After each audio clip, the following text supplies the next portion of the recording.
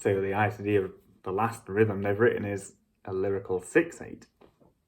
So again, this doesn't really have a meaning in music. I mean, it's a piece that's lyrical and it's in 6/8, but that could be anything really. But what I played then, I would say that is definitely in 6/8. That's not in 3/4. It could be in 12/8 as well. But if we say a lyrical 12/8 and a lyrical 6/8, they are the same. There's no difference that I could really think of that would make any sense apart from how they're written down. But even when they're written down, they look the same. Just you have an extra bar line halfway through the bar if it's 6/8. So if we are saying that there's a difference between a lyrical 6/8 and a lyrical 3/4, then I would say that the difference is it's the same as we've just had in the jig and the Tarantella especially, is that you count one count per bar instead of 2 counts per bar. So the lyrical 3/4 would go 1 and 2 and 3 and 4 and, whereas the lyrical 6/8 would go 1 and 2 and 3 and 4 and. So I would say that's how you count it. So you'd count 1 and 2 and 3 and 4 and. I would say I hardly ever play that in ballet class. It would fit with so much stuff, but no one counts like that. Who would count like that? No one. But it would fit with everything. It would be great. Everyone should count like that. So how much introduction we want? We could have 4 counts or we could have 2 counts.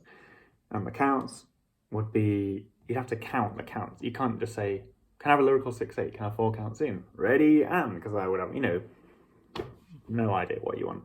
You'd have to count. So if you count, you can either count it like the 3/4, 1 and, so the 4 counts in will be 5 and 6 and 7 and 8. That could be fine.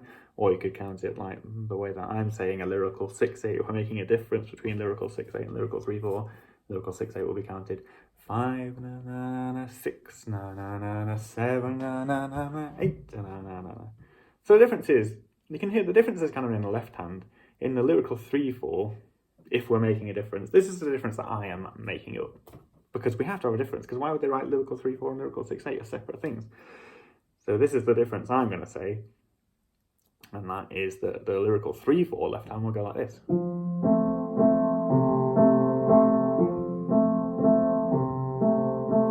And then the lyrical 6/8 left hand will go like this.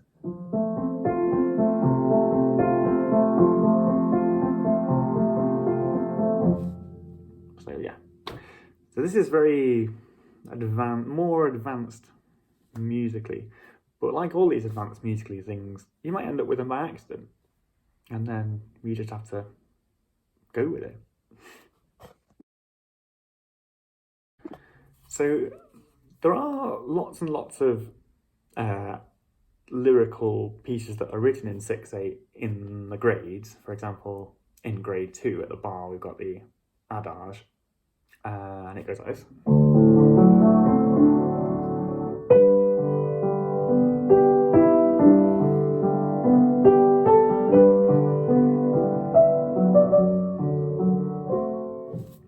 That is written in 6/8 and it's lyrical, so that must be a lyrical 6/8. But you could write that in 3/4, and there's no difference between that and a 3/4.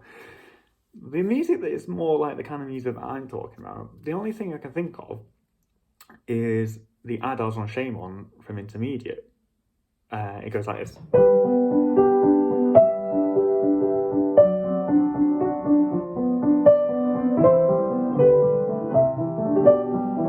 Because it goes 1 2 and 3 and 4 and 5. But the problem is that they've written that in 4/4 and they've just written loads of triplets in the left hand. So they've given the left hand a 6/8 feel.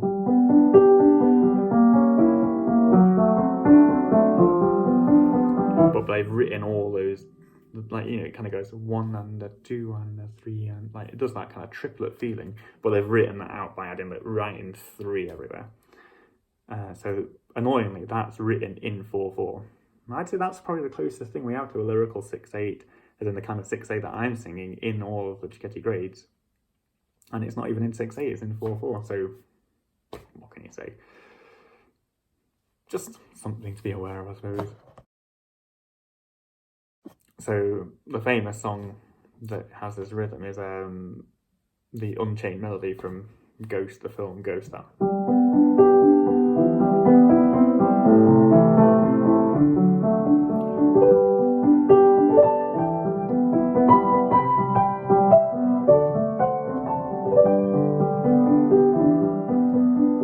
That kind of thing.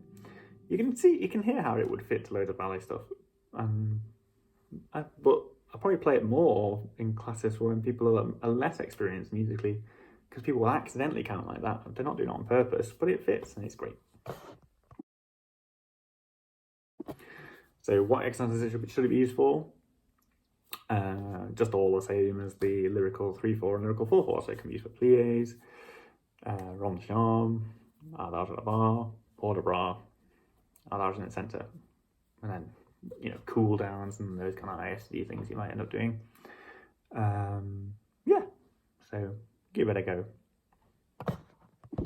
So if I was in a ballet class or a DDE exam and I decided I wanted to have a lyrical 6/8, I'd say, I mean, I probably wouldn't do this, but you could say, can I have a lyrical 6/8, please?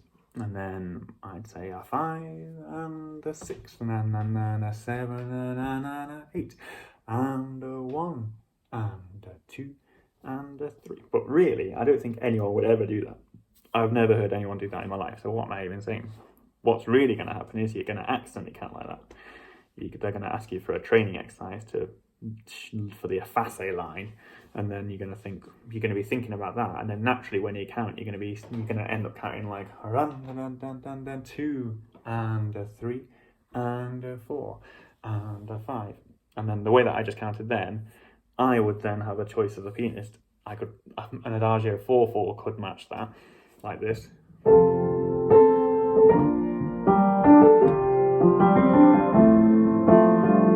And that's an adagio 4/4, or this would also match.